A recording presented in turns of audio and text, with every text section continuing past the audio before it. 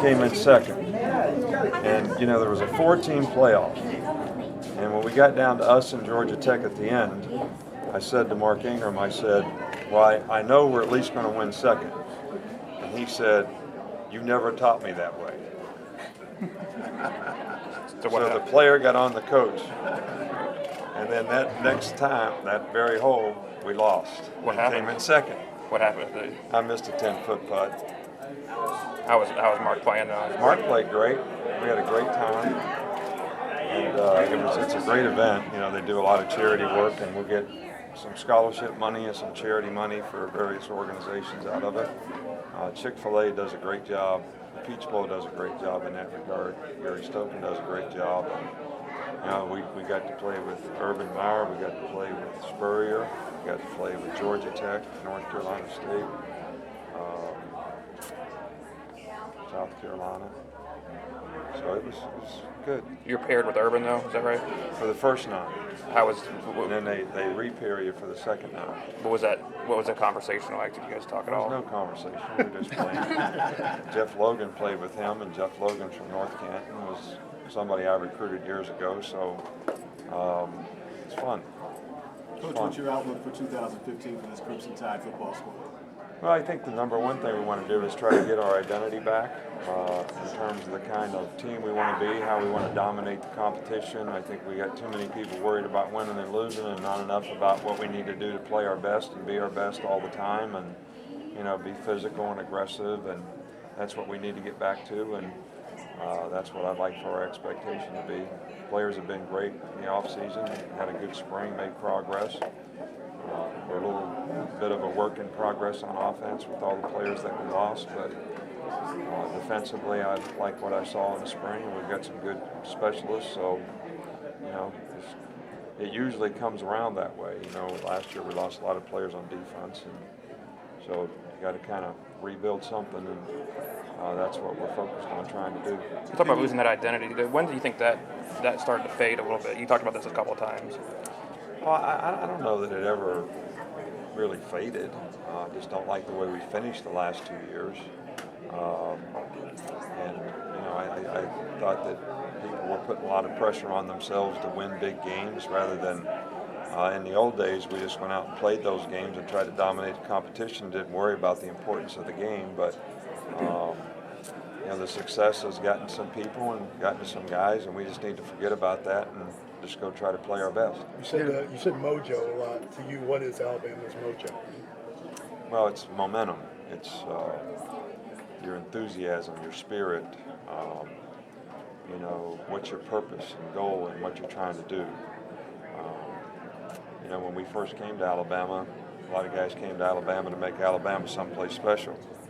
But when you have a lot of success, sometimes people come to Alabama for what Alabama can do for them. And that's a completely different dynamic in terms of how you motivate, what your goals are, how you develop team chemistry. But I like the group that we have now, and I think we're going to get some of these things back. Speaking of the guys coming up, is it fair? It's not fair to say Blake won the quarterback job in offseason, but did Blake make enough progress last year in offseason that he put himself in first? Are you looking for somebody to do that this summer? Well, Blake really won the job in fall camp. I think that after 2 weeks and 2 scrimmages of fall camp, that's when he won the job. He obviously made a tremendous amount of improvement from the spring until fall camp.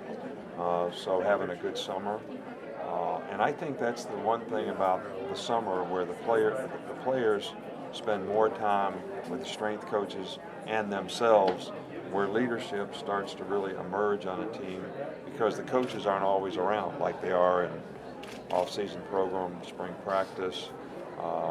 We're not allowed to be with the players. We're not allowed to coach them on the field.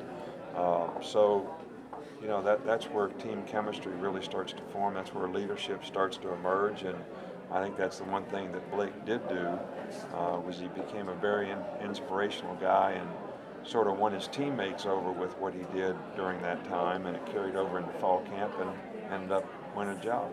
Coach, we asked you at the very start of spring about Coach Mel and his impact.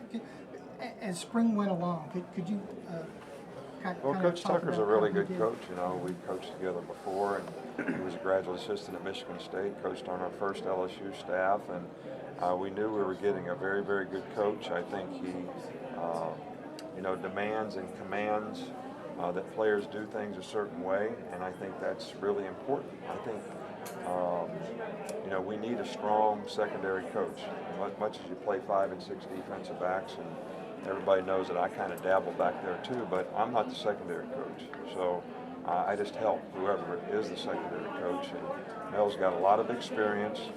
He understands the front and the back end, run fits for DBs, and I think you know he's kind of reestablished the standard for expectation in terms of you know how we play back there, in terms of the effort that we give. You know, playing against all this no huddle stuff really sort of changed the dynamic of you know the defensive backs.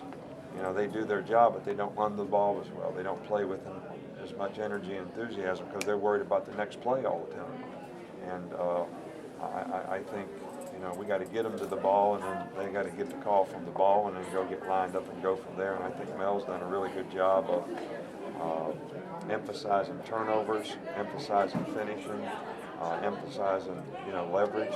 You know, some things that have become areas that we needed to improve in.